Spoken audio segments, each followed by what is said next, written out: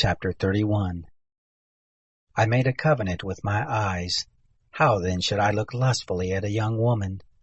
For what is the portion from God above, and the heritage from the Almighty on high? Is it not calamity to the unrighteous, and disaster to the workers of iniquity?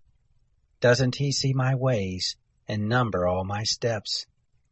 If I have walked with falsehood, and my foot is hurried to deceit, let me be weighed in an even balance, that God may know my integrity. If my step has turned out of the way, if my heart walked after my eyes, if any defilement has stuck to my hands, then let me sow, and let another eat. Yes, let the produce of my field be rooted out. If my heart has been enticed to a woman, and I have laid wait at my neighbor's door, then let my wife grind for another, and let others sleep with her. For that would be a heinous crime. Yes, it would be an iniquity to be punished by the judges. For it is a fire that consumes to destruction, and would root out all my increase. If I have despised the cause of my manservant, or of my maidservant when they contended with me, what then shall I do when God rises up?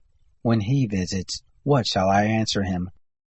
Didn't he who made me in the womb make him? Didn't one fashion us both in the womb? If I have withheld the poor from their desire, or if I have caused the eyes of the widow to fail, or have eaten my morsel alone, and the fatherless has not eaten of it. No, from my youth he grew up with me as with a father. Her have I guided from my mother's womb. If I have seen any perish for want of clothing, or that the needy had no covering, if his heart hasn't blessed me, if he hasn't been warmed with my sheep's fleece, if I have lifted up my hand against the fatherless, because I saw my help in the gate, then let my shoulder fall from the shoulder blade, and my arm be broken from the bone. For calamity from God is a terror to me. By reason of his majesty I can do nothing.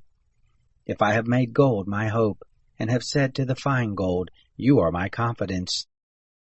If I have rejoiced because my wealth was great, and because my hand had gotten much, if I had seen the sun when it shined, or the moon moving in splendor, and my heart has been secretly enticed, that my hand would throw a kiss from my mouth, this also would be an iniquity to be punished by the judges, for I should have denied the God who is above.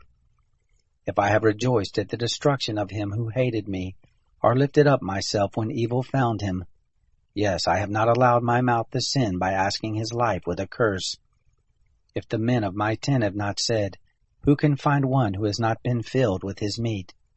The foreigner has not lodged in the street, but I have opened my doors to the traveler.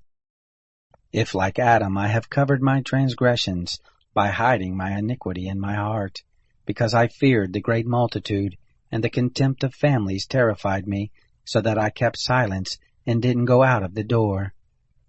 Oh, that I had one to hear me! Behold, here is my signature. Let the Almighty answer me. Let the accuser write my indictment. Surely I would carry it on my shoulder, and I would bind it to me as a crown. I would declare to him the number of my steps, as a prince would I go near to him. If my land cries out against me, and the furrows of it weep together, if I have eaten the fruits of it without money, or have caused the owners of it to lose their life, let briars grow instead of wheat, and stinkweed instead of barley.